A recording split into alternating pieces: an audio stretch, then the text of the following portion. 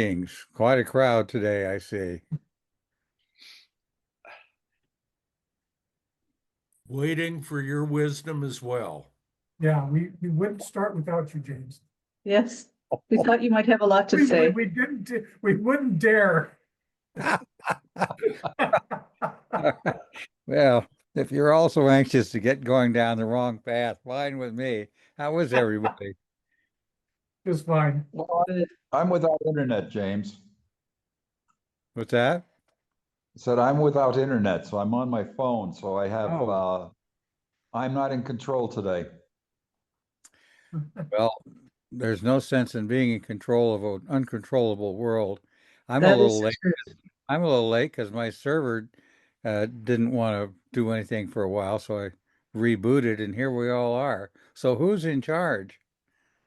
Well, I have the buttons, but I think the group is in charge. And we were actually all waiting for you, James, so maybe you're in charge of the discussion. I thought Alexander Haig was in charge. Is that who was it? There's two. This is a two-pronged conversation. One is the fact that there's a bunch of junk up there. 95% of it is debris, and it poses a threat to our ability to communicate and to go into space and to have connections. There's Francisco. Glad to have you, Francisco. Hello.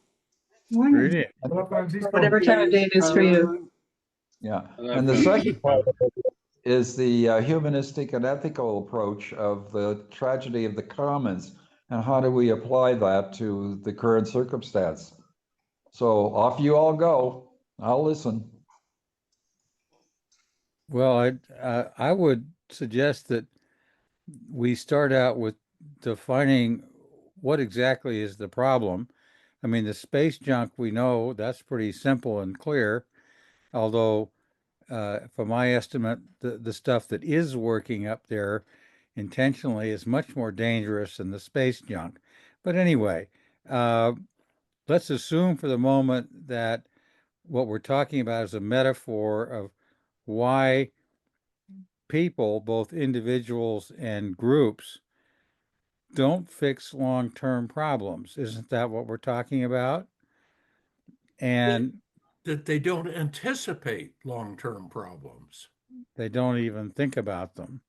And even if they do think about them, they don't do anything about them. And my take on this is that it's a it's an evolutionary issue, both genetic, that means working on individuals, and cultural evolution, which means it's evolution working at the mass level. So with people, we've got the genetic evolution of you're concerned about the saber-toothed tiger, the old fight or flight mechanism, but you're not really concerned about the saber-toothed tiger you can't see on the other side of the hill. So there's that issue. Then the next thing is, how does that apply in group settings? Well, that applies with governments. Governments is the cultural evolutionary equivalent of uh, the fight or flight thing for the individual. And the problem with governments is that they too do not look into the future. They're concerned about controlling the immediate. So they don't give a damn about the space debris things. That's got nothing to do with their controlling the people. But what about the ITU, the International Telecommunications Okay, Organization? that's a treaty. That's an agreement among governments, none of which really give a shit. And that's same. You can say the same thing about the UN.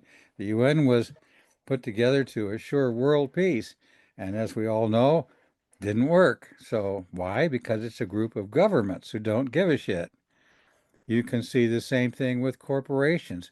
Any group of people has the same problematic dynamic. Corporations don't really give a shit about the long term. They give a shit about two things: the bottom line in each quarter, and to make sure their competition doesn't do them any harm. Other than that, all they care about is capturing the largest uh, consumer group they can, and the future doesn't really make any difference to them. Now, this is different for the Chinese with their very long-range thinking. Okay. Well, now, as always, Norman is right there on the spot to catch the flaws. And yeah, how do we um, bring the Chinese, actually the Far Eastern, but mostly Chinese, because most of the Far Easterners are Chinese. Um, how do we bring them into this picture? What is it about the Chinese that has them focus seemingly exclusively on the future? Well, it's also a I media argue, for, I argue that that isn't what they do. I yeah. argue that the Chinese are obsessed with harmony, the the concept of yin and yang, which precedes Confucianism by thousands of years. But Confucius codified this whole process of harmony. Everything must be harmonious, and that is in the present. So I've that's what I'm throwing out there. Let's roll with it. And I see that Francisco has something to say. Who, me?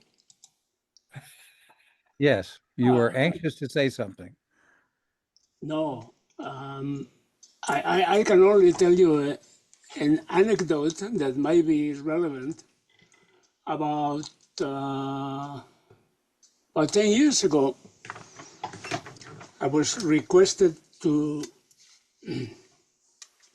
by one of those corporations we are talking about that cannot be named to provide a technical input on the issue of the feasibility of having a network of satellites in low Earth orbit to provide internet.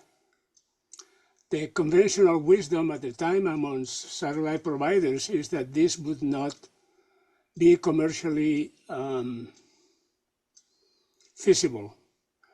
But I was asked for a technical opinion, so I briefly looked into the matter and came to the conclusion that in order for this concept to be even remotely possible commercially, you would need at least 5,000 satellites in low Earth orbit, which seemed to me to be a unbelievable high number of satellites and something that might create God knows what problems. So I saw advise the CEO of this corporation, and he agreed with me, and then we came to the conclusion that the only company that might have an interest in doing this would be SpaceX, because basically they had cheap rockets. So at that time, that was the most expensive part of the proposition. So if you can put these things cheaply, relatively speaking, in space, then you might have a chance, and they might do it. But it sounded like an unbelievable thing. I believe that today they have something like 10,000 satellites in orbit, something like that. And the Chinese have authorized, Jim, I sent you that note, but I believe it's 100,000. 286,000. Yeah, 286,000. and that's only a SpaceX. Now you have also Amazon with their system. They God knows who else is in there. The Chinese are probably in there. So needless to say, I was total. I have been surprised ever since about this particular development. And I agree with the title of one of your submissions that it seems to be a tragedy of the commons. People thought that the space is free. Anybody that can go there can put 10,000. If you are the first to apply to the FCC for frequencies, which by the way was another issue, because there is a limited amount of spectrum available for this, and if these guys begin using it, somebody else is going to be without it. Well, the FCC gave them the spectrum because they were the first people to ask for it, and life went on, and that's my anecdote. That's Francisco, I have a question. During all of these conversations with all of these uh, people about this project, did a single person, did anybody even mention the problem of the common good or the damage to the common good? Was it even on anybody's mind? No. In Okay, fact, that's my point. It's not even part of the process, is it, Francisco? it was not part of the process, probably because traditionally geostationary satellites, the ones that are way, way up there, 20,000 miles or whatever, had been were not bothering anybody, and an agreement had been reached at the ITU on how to position them. So the same concept was applied to the low Earth orbit. So the concern at the time was, hey, Google may do it, SpaceX may do it, Microsoft may do it. I forgot who else was on the race. We don't want to be left behind. If this is something real, I thought it wasn't real because to me at the time, the thought of putting 5,000 satellites was, I think I talked to Norman about it at the time. I said, these people are nuts. But even I didn't think about the tragedy of the commons at the time because the idea was inconceivable. 5,000 satellites? Are you kidding? I have a little anecdote that I think goes along with this. And this has nothing to do with satellites. It has to do with the 2008, economic crash in the United States, the bank stuff. And they asked the president of the Bank of America prior to all of this, whether or not, and this was a fairly short term, so this wasn't even long term. They asked the president, didn't you have some sort of sense that this might happen with all of these, whatever they were, these exotic, Subprime. instruments. And he said, oh, absolutely, we knew. And then the interviewer said, what do you mean you knew? No, we knew. We had our analysts dig into this and we knew this was going to happen. He said, well, why didn't you do anything? And I remember his quote as almost as yesterday. He said, while the music's playing, you've got to dance. And I just thought that was the most significant quote I heard, because basically there was a person who said, we knew this was going to happen, but we did it anyway, because this is what people were doing. This is the way we were going to make money. And you can't stop doing that as long as it's happening. That's just so sad. It really is. It's walking over a cliff. We know we're going over a cliff, but we've all got to do it. If I can throw a little, perhaps course correction here just for a moment to maybe put this into a different perspective.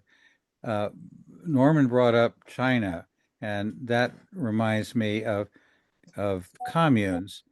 And what the Chinese learned over time is that the communes produced less food than the same number of workers in private fields, but the food distribution was more equitable in the communal system. So they had less food, better distributed, versus private ownership growing more food with inequitable distribution. So maybe hidden in that little commons versus individual story, we have an explanation, or at least an understanding of why things never get fixed, because there's nothing in the system designed to fix it. Either way you go, either you produce less or you distribute it poorly. And there's nothing in between.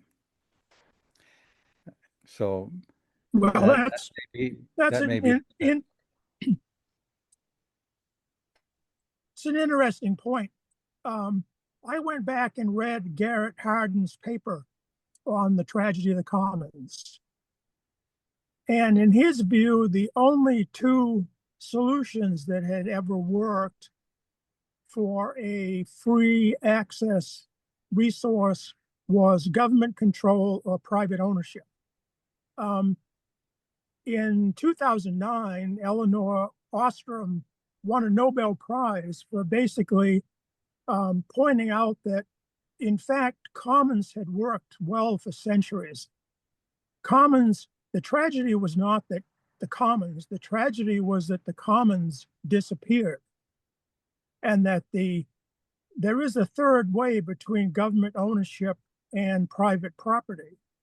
And she outlined 7 features that you needed for that to happen, and included that the members who were going to benefit had to join together more or less voluntarily. They had to have monitoring. They had to have boundaries, whatnot. That when those things were in place, commons worked quite well. And my suggestion would be, I loved your comment about the Chinese, because the reason that, philosophically, the reason that Garrett Hardin thought that was because he believes in the Homo economicus view of human nature, that we're all greedy maximizers. And in fact, someone won a Nobel Prize for showing that isn't really true either. We're satisfiers, not maximizers. So what it is, I think that his conclusions are based on a faulty model of human nature, and the Chinese have a different model of human nature, and it has its own problems, but it has different problems. So I would like to suggest that the best solution for the Kessler syndrome would in fact be a commons. It would be a non-governmental, because no nation is going to allow other governments to rule them.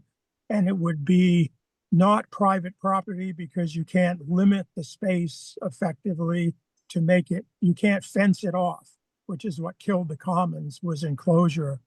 So I would suggest that something like the commons, which would be a loosely defined voluntary organization of the participants for their own good, and accepting that trying to maximize could kill the goose that lays the golden eggs.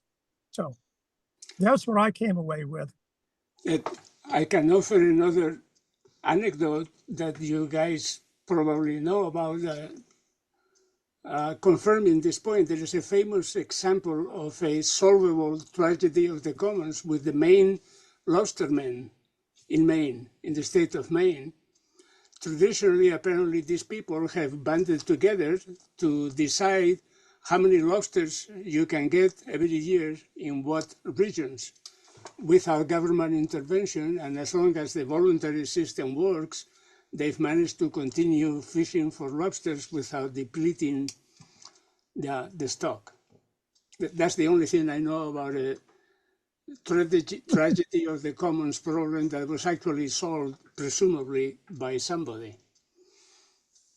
Maybe they will do the same. And Francisco, if I can go a little bit farther back in history to put that very excellent anecdote in perspective, lobsters used to be so common in that area that they served it to prisoners. Prisoners actually rebelled because all they were being served was lobster because it was so cheap. So it's sort of like the equivalent of the fact that space seemed infinite. It would never be a problem. Just like if you'd gone back to 1800s and said, "Oh, lobsters will be scarce someday," they would have laughed at you. So it's a combination, I think, both of evolution and perception. Our ability to perceive issues is not, if you can't see something coming, you can't do anything about it. And nobody could conceive that there wasn't enough room and space. Nobody could conceive there weren't ever going to be enough lobsters. Nobody could conceive there'd ever be too many people on this planet.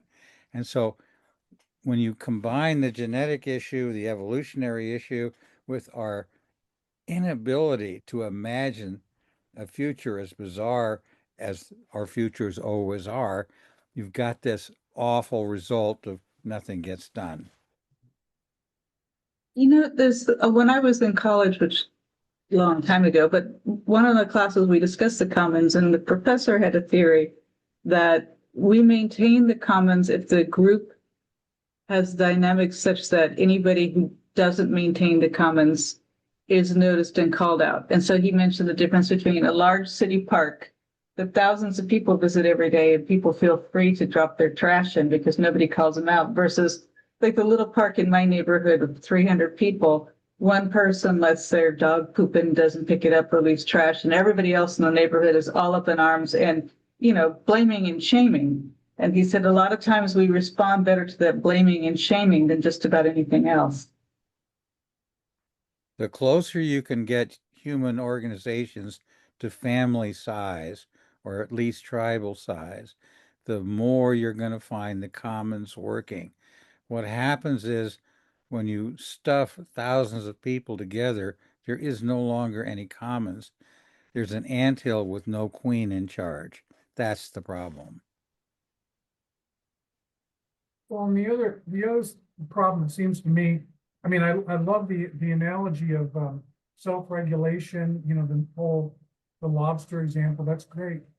I think where it comes into be a problem, and I think this is where the example of the enclosures, and I don't know the history of that real well, so if somebody knows that better, please chime in. But my understanding on the history of just to talk about the enclosure problem in England or Great Britain was that basically big, strong, you know, people, you know, magnates, you know, probably with titles, just basically came in and said, sorry, folks, but, you know, I like this piece of property, so I'm going to take it from you. And then you know, the analogy today is when we get a person like Trump, or like Putin, or like, you know, other big, you know, powerful leaders who basically, you know, can go where they want to go and do what they want to do. And, you know, who's going to tell them otherwise? And they say, screw you, I want this, I'm going to take it, and what are you going to do about it?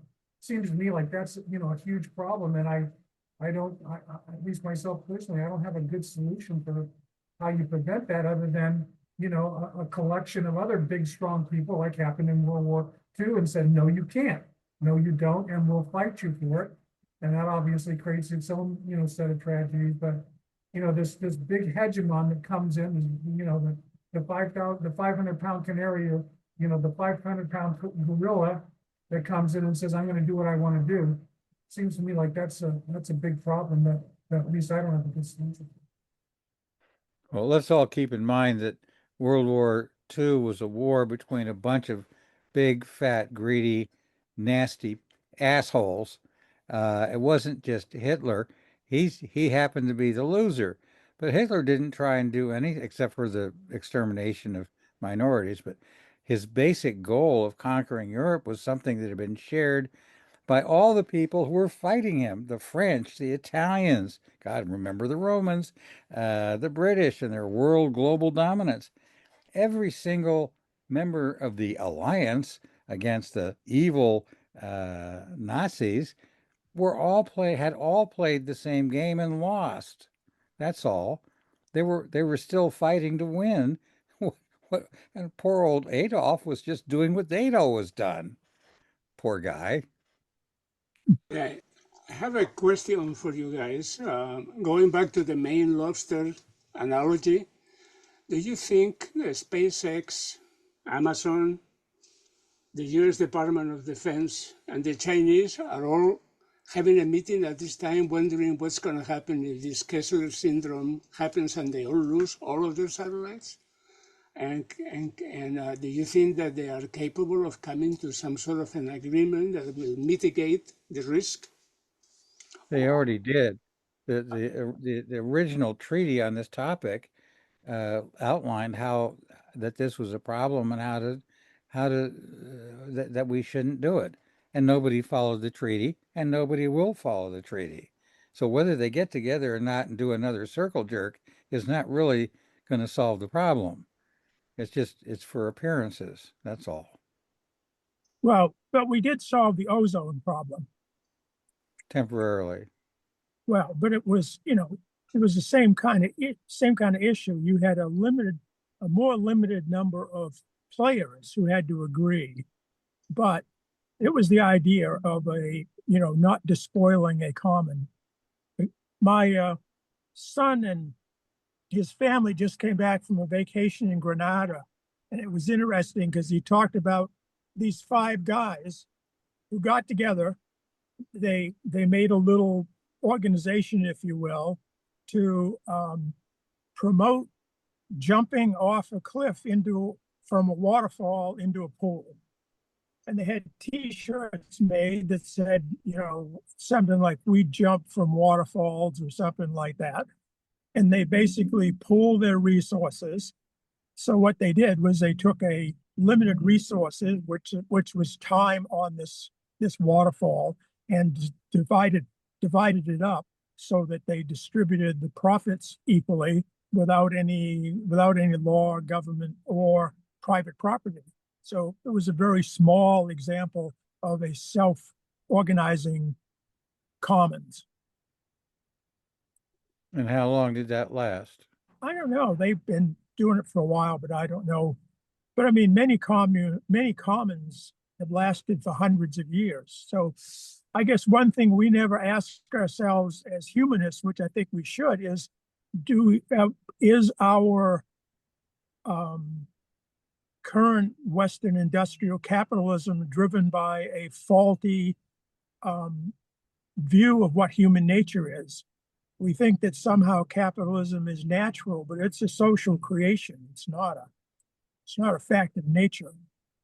And I think we don't look deeply enough into what were the philosophical changes around the Industrial Revolution that led to the enclosure and the death of the commons. And your idea about the to do with the change of philosophy, it had to do with the ability to acquire more and to create more, which means you can acquire more. I don't see a fundamental shift in how society worked. It just exacerbated the inequalities. Well, and I think the other thing is that, again, I think it goes back to your point, James, that small groups can accomplish things along those lines a lot easier than big hegemons. In other words, I remember I had a friend and we used to play forts. We used to build forts, and we'd have little soldiers and stuff like that. And we both agreed we weren't going to throw rocks at this one spot because it would mess up the fort. And between us two, we did pretty well with that. But once you get a third person and a fourth person, and then you get all kinds of people, and I think that goes back. And I think the other thing about the ozone, and please correct me if I'm wrong because I'm not. I think that was a fairly easy problem to solve. I mean, I think it would, change a little chemistry here and there, and that'll at least start to do it.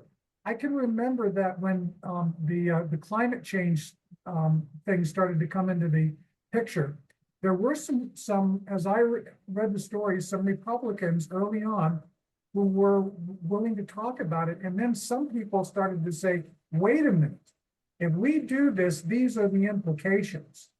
Driving our cars and, all this industrial machinery and et cetera. And all of a sudden they flip-flop to the other side because, the solution was a lot more difficult to achieve.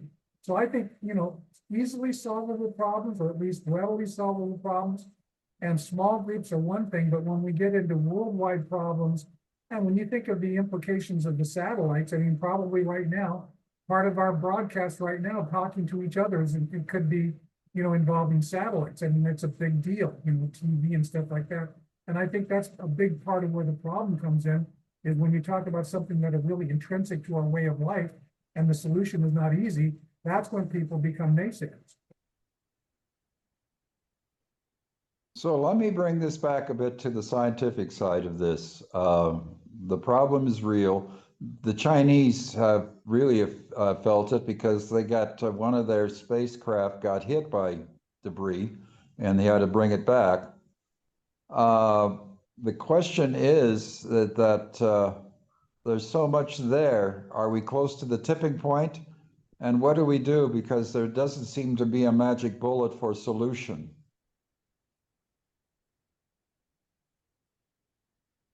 Being the realist or cynic, as some people say that I am, it seems to me we're well past the tipping point. and clearly nothing's going to be done about it. Nothing can be done about it. Certainly not if the Chinese put even a tenth of the satellites up that they're working on. It's all over, and that will mean the end of inner space for purposes of communication and other things. So we'll be back to the slow method, the local method, not the instant method that we have now, and that might be a good thing, actually. Apparently, SpaceX is implementing collision avoidance algorithms for their own satellites.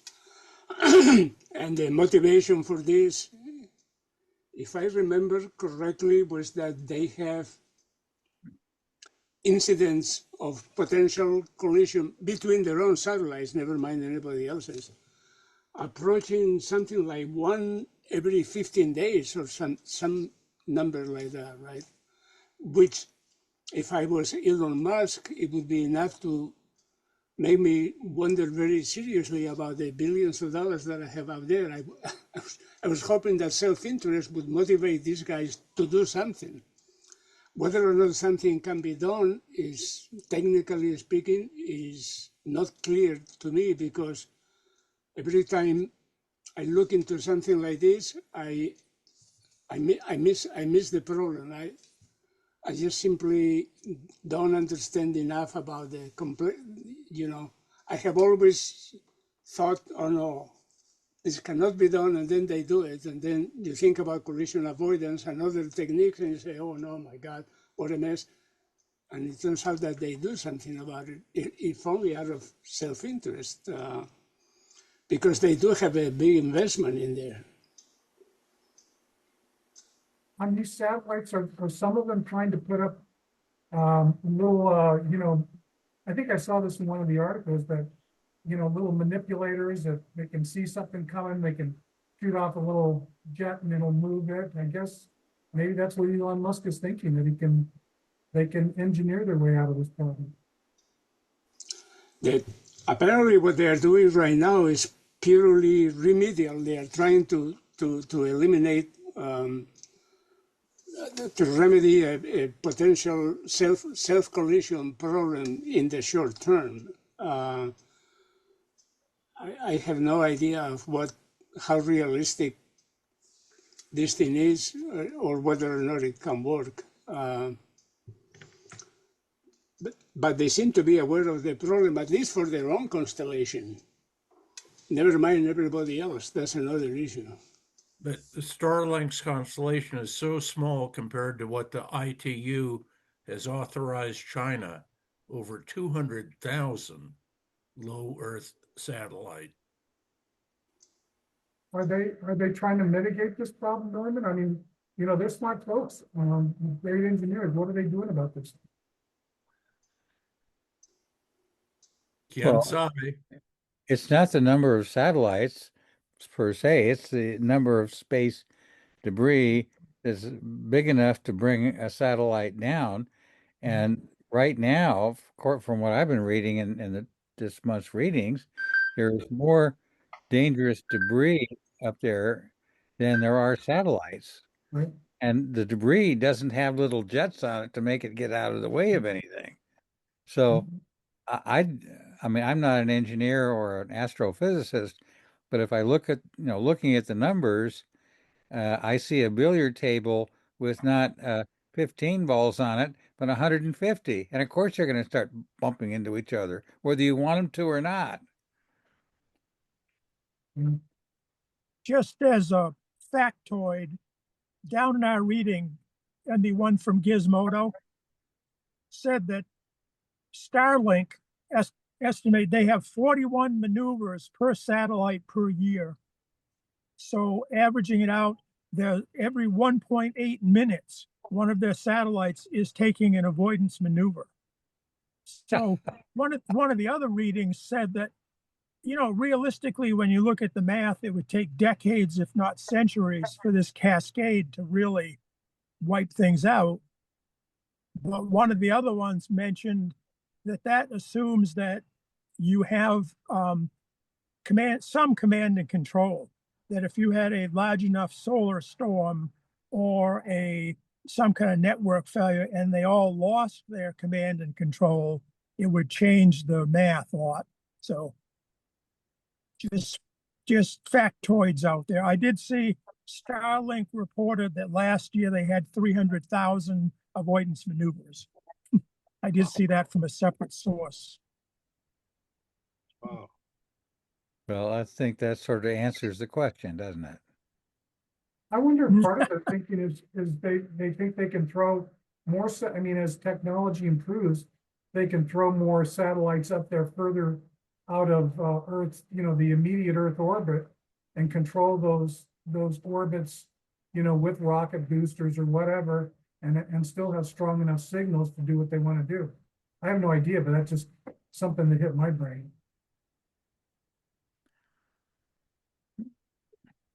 Do we have an astrophysicist here that can answer Mike's good question?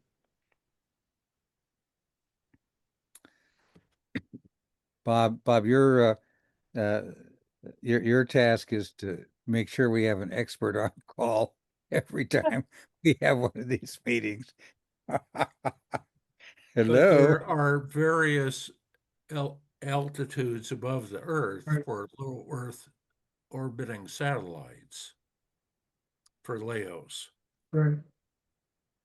So that's what I was wondering. I wonder if they could think they can throw some, further up there and then, avoid all the traffic jam below and still control them. Yeah, Well, the problem the answer seems to be not going higher, but they're suggesting going lower to create more satellites on a lower Earth orbit rather than a higher one. I see. and once you start going farther out, it seems to me that increases logarithmically the amount of interconnection they have to have, which means their computing power has to be faster. And so then you've got the problem of fuel. If you're going to have them playing dodger ball all the time, you got to have space in these things for fuel that lasts more than 6 months. I mean, you can't be refueling them every 5 minutes. So I look at it. I've seen the formulas. I can't begin to solve them, but the formulas indicate a tremendously exploding in the real sense issue, which nobody seems to have any solution for. What was disturbing to me was the size of the debris that is not that does not show up on any of the radars or methods to calculate it. That there's a bunch of it that is unknown and could cause a lot of damage and cannot be tracked. So there's a great amount that isn't trackable that could do damage. Well, the government solution would be simply to ignore any of the debris they can't track, say, and therefore there's no problem. We already tried that solution. Right. I think the question, James, that you posed right at the beginning, which is, our evolutionary history, both, biologically and culturally, and they're very different, as you all know. And I think the Chinese versus the United States approach exemplifies the cultural one as well as anything. But we don't, as humans, seem to have a good capacity for, like you say, looking over the horizon. And I think part of that problem is that we've been very adaptable down through the centuries, down through the ages of, when we get to that oh shit moment, like I think of what, Apollo 13 is up there. We have no idea how to get them back, but by golly, we got a bunch of smart engineers over here in Houston and wherever, and let's get the duct tape out and the whatevers, and we'll figure out a solution. And boy, we got the boys back home and aren't we happy about it? I do think that that's something that's generalizable to sort of our, internal psyche, Yeah, we can't see how it's gonna be fixable now, but by golly, we'll get the smart people together and we'll fix it then. And I think at a certain point, now that we've reached climate change issues and some of these macro issues that reach, beyond just polluting Lake Erie, that was simple. Okay, well, let's go over to Lake Huron, wherever. But now that we've gotten sort of these global phenomena, I wonder if that kind of thinking is going to run out. The thinking that we can fix it at the last minute, and then we may get ourselves into an oh shit moment when we can't, and then who knows what will happen. Well, of course, you got the problem here is that only one of the world's leaders really gives a damn about fixing problems. Putin wants to blow everything up. Certainly Trump does. Modi is just trying to keep the lid on. He's not trying to solve problems. He's just trying to prevent his country from falling into total chaos. So that leaves Xi, and his mind is distracted on his global commercial quasi-political takeover. And I don't see any of our world leaders really thinking about the commons problem. They're thinking more about the country problem.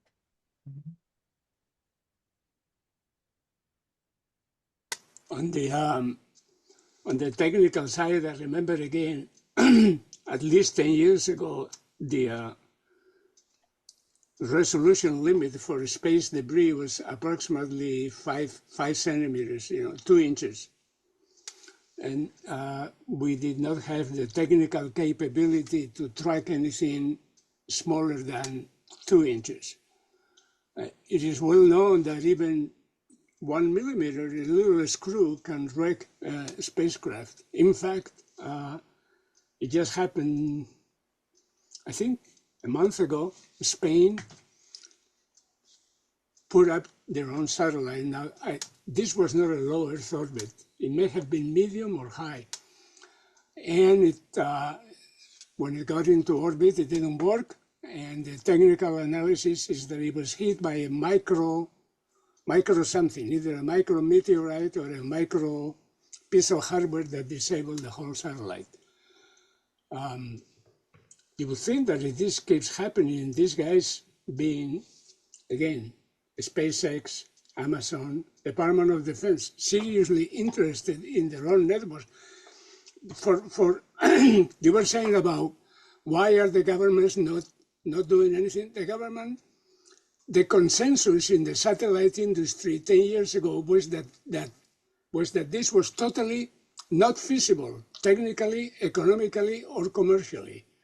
What the hell are you guys talking about? A bunch of crazy people. Forget it. This is not going to happen. So the government probably went along saying, okay, well, it's not going to happen, except for the FCC that gave them the licenses for the frequencies. Now the Department of Defense is saying, oh shit, we need to have our own little constellation. This is real. Look at what happened in Ukraine, where SpaceX at the beginning, at least, had a big role with the Ukraine government in defending the country. So the military guys are noticing it for real. But I think the government was caught completely with the pants down on this one, and they are still probably trying to wonder what happened. But they did get, through the FCC, they did get, forget about the ITU and the treaties.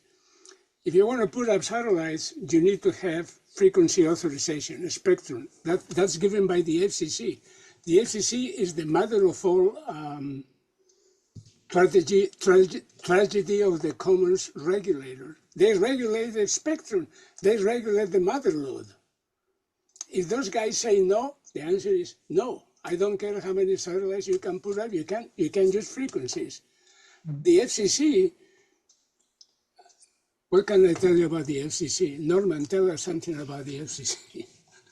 Federal Communications Commission. The FCC just authorized 15,000 more Starlink satellites.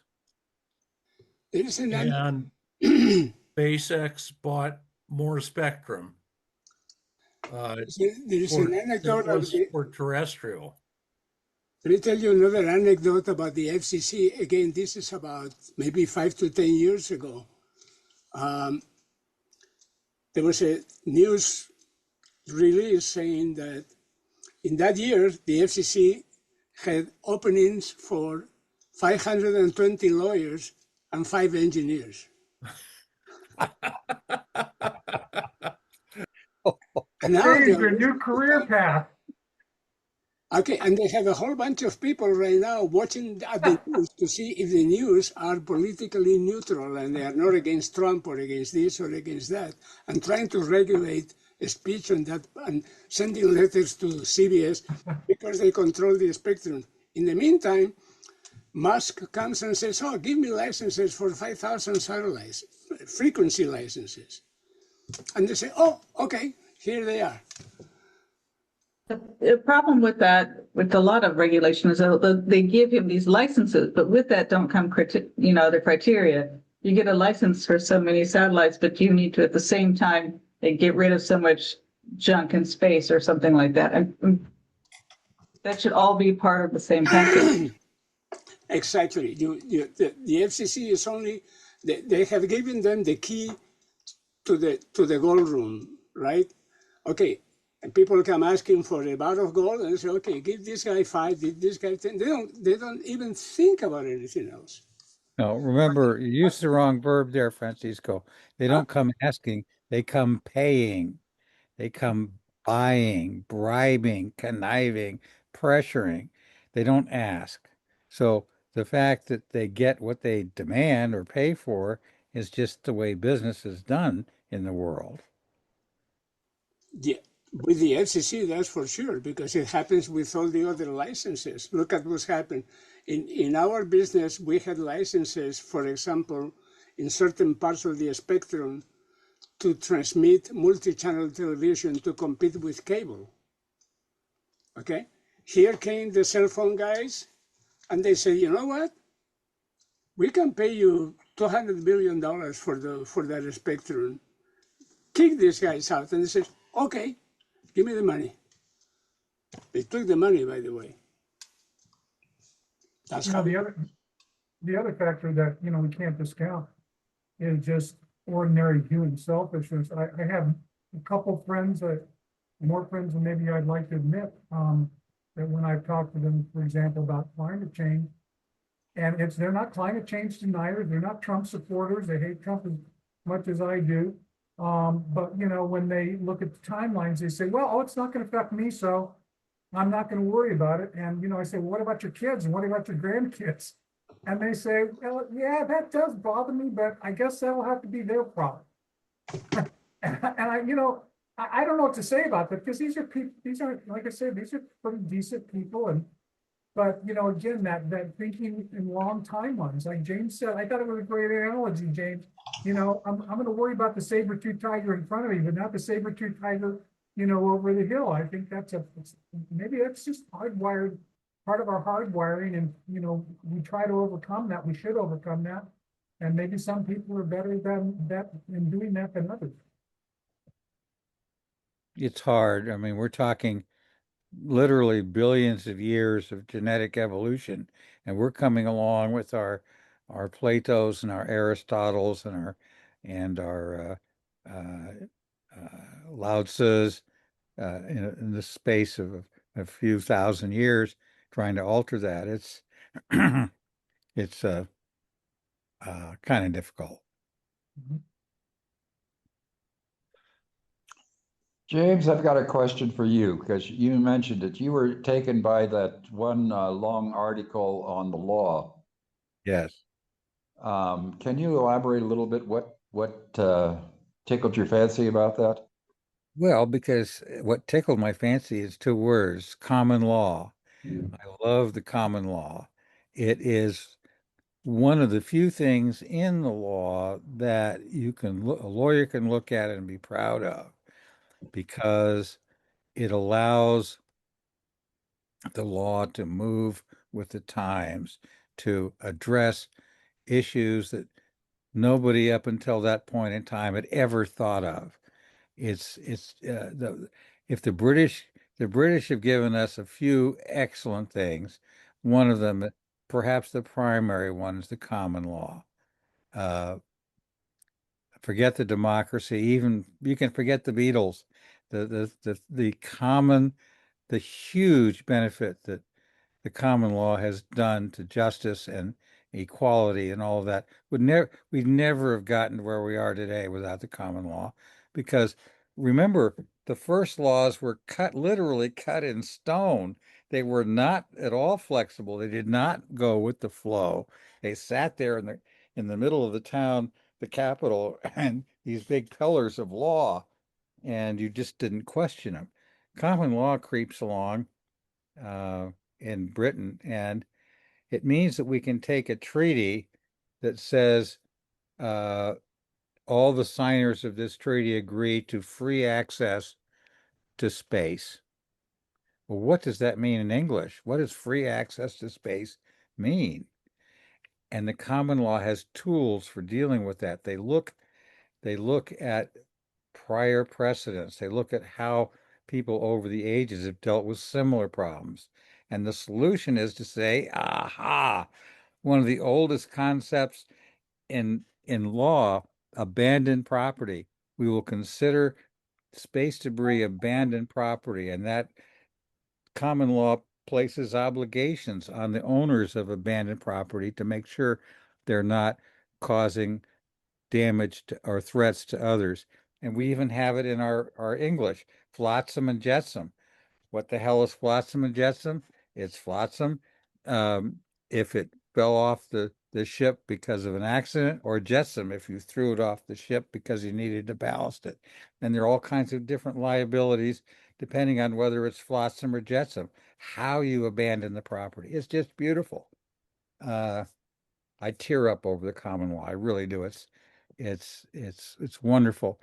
And to show how beautiful it is, when people like the fascist six in the current scrotum abandon the common law and start coming up with idiotic things like originalism, they want to put it back. See, what originalism is, carving the law in stone, what those founding fathers did, carve it in stone. No, they've thrown out the common law, and if that's why we're in the legal mess we are in America. So anyway, did I answer your question, Bob? You asked, You did. sorry, Now, I can you tend to wax. Hmm? take it one step further and apply it to the space debris? Okay. The space debris uh, is not just debris, it's not just junk. If you classify it as abandoned property, it takes on the owners of those things which are now rotating in bits and pieces have liability for those bits and pieces. And when those bits and pieces cause damage to something else, they're personally, their corporation or themselves are monetarily liable for those damages. If we could apply that, if the nation, if this treaty signers had the guts and the inclination to different things, the guts and inclination to apply the abandoned property rule to the free access thing and start charging all the corporations that put all the junk up there and making them either pay the damages or get rid of the debris, we would have the solution would become apparent, and it would happen. But until they do that, nobody's got any motivation to clean up the mess. Well, thank you, James. I have to abandon this meeting because I have another one at 1 that's in person. So thank you for a wonderful meeting, guys. See you later. Take care. Next month, if not before. So I guess it is nearly the end of our hour. I think, Bob, don't you usually have everybody go around and give a last word on the topic? Maybe it's a good time to do that. Okay. Go for it. I can't see who's there, so you Okay. you name all the people. All right. Well, let me see. How about you, Norman? You haven't talked a lot. Do you have a last word on this topic? A brilliant topic. Something that I had not vaguely considered being an issue. Thank you, Bob.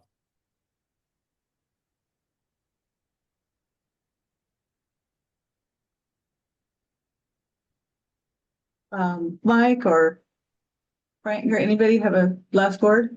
My last word is I think what James just said in terms of making people responsible is absolutely correct. And I always default to the power question. That's a big question for me. And that's the right thing to do. And who's going to enforce that? And obviously that's the devil's in that detail. And obviously those big corporations are going to run to mommy or daddy Trump, whoever they apply to. And they're going to say, help me, because, I'm going to give a bunch of money to you. And then probably somebody will. And that's probably why a great idea will never happen, is because the power equation will, as it so often does, come into play and take common sense and throw it out the window. Well, I haven't said a word. I'm Frank. This whole subject came at me from left field. I mean, I'd never given it any thought. So this was an introduction to partly to the science side and, of course, the philosophical side. And I must admit, I just sat here as a listener and found it very interesting. We didn't really address how we would actually, from a practical engineering point of view, deal with all that stuff that's up there. But I must admit, James' sort of finishing comment about the common law was great. Thanks, James. You're welcome. I love it. It's inspiring. I had a follow-up question on that, James, is what venue would you look at to adjudicate this matter? I have not read the treaty. I am assuming that the treaty has within it a mechanism for resolving issues under the treaty. So I don't know where that would be, but it doesn't have to be through the treaty. I think under the common law, you could establish that, say, SpaceX has a common law obligation to prevent abandoned property from causing damage. And as further proof of that responsibility, its government that it has contributed so much to agreed to keep things free access to the space. And therefore, under the common law, by implication, when SpaceX applied for a license to launch a satellite, it agreed to that obligation. You see, you can agree to obligations without saying, yes, I agree to that, if as a implication at law that you understand this obligation when you apply for the license, because it's sitting there right in front of you. You have, by accepting that license, you have accepted the responsibility. And I'll put that before any jury you'd care to assemble and win. And Francisco, any parting words or thoughts? I'm not up to speed. You guys have thought a lot about the deeper humanitarian and legal aspects. I tend to focus on immediate engineering issues. I want to tell you two more things about that. I think SpaceX has, and the CIA or somebody, has distributed something like 20,000 terminals in Iran so that the opposition in Iran can can connect to the internet. However, those terminals require a connection to GPS. So the Iranians have jammed the GPS so that they cannot have access. These technical issues are interesting because if somebody would like to create a real problem for a lot of people in low Earth orbit, all they will have to do is launch a couple of satellites that will wreck the whole thing, which should be easy to do, very easy. I mean, relatively easy to do compared to the problem of fixing it. The problem of wrecking the whole thing, all you will need to do is hit a few satellites. So there is a real threat out there. And North Korea would certainly be one of the prime candidates to do that. Yes. Or Yeah, somebody who desperate enough to say, okay, well, and I'm sure there are people in the department. There should be people at DoD worrying about this kind of thing because they are putting their own version of this because they don't want to rely on the commercial thing. So anyway, I remember landing at Incheon when the North Koreans, because the airport is so close to North Korea, were jamming the GPS. And that's 30 years ago. Jamming GPS signals, not so difficult. it's very easy. It happens. It is so common that DoD right now does not rely on GPS for anything serious, except for nothing. They can't rely on it. They are back to the old methods.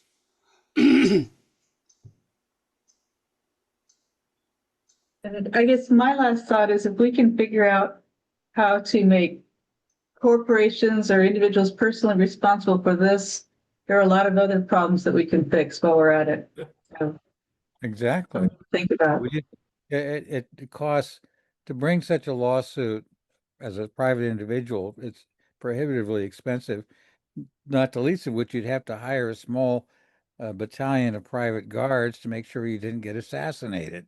So it's going to take somebody with lots of bucks to even bring the first lawsuit. Don't hold our breath. Well, I'm sorry we didn't get to the what if game of what happens if the system goes down. I was curious about that too, but Buy we ran out postage of stamp. I'll have to buy a bunch of postage stamps for our email, James, back and forth. Exactly. SpaceX, I believe, has 2 million users approximately. So many of them in other countries. So a lot of these people will be without internet. Not a big catastrophe, but in the set of all possible big catastrophes, this is not a big one, except for if you happen to be one of them and you're relying on the internet. But now, if the military begin using the same concept, and they are, and other people, that gets to be a little bit more serious. Now, I'm sure that if you have critical communications, in my opinion, from what I have seen in the military, is that you never rely on one system. You're going to have 2 or 3 or 4 different systems, especially satellite systems. They are notoriously, you cannot rely on them for emergencies. So it would be the civilian economy, Elon Musk and Amazon, that would suffer the most. Maybe not a big deal, but the question is, okay, now you have all of those satellites. What do? You tell them to bring them down one by one, slowly? Tell them to stop sending more? Come to an agreement as to collision avoidance, technical solutions, which might or might not be possible? I have no idea. Scratching my head about this. Okay, quickly to tell you about next month. Next month, we're going to look at the humanist side of the existential threat of AGI. So, Which stands for or GIA, generative artificial intelligence, the existential threat of generative artificial intelligence as it applies to humanist ethics. So look for the readings on that. I've got half of them done, but without an internet, I can't do the rest of them yet. Very good. All right. Well, thank you, Bob. Congratulations, Bob. Okay. Well, thanks for arranging this, Bob, and thanks Yeah. for participants in enhancing my education. That's what this group is all about. Definitely. And that's would be one of the great losses if all the internet went down, is we wouldn't be able to learn stuff anymore as easily. Yeah. So thanks, guys and gals. Thank you. See you all later. All Bye-bye. right. Bye-bye.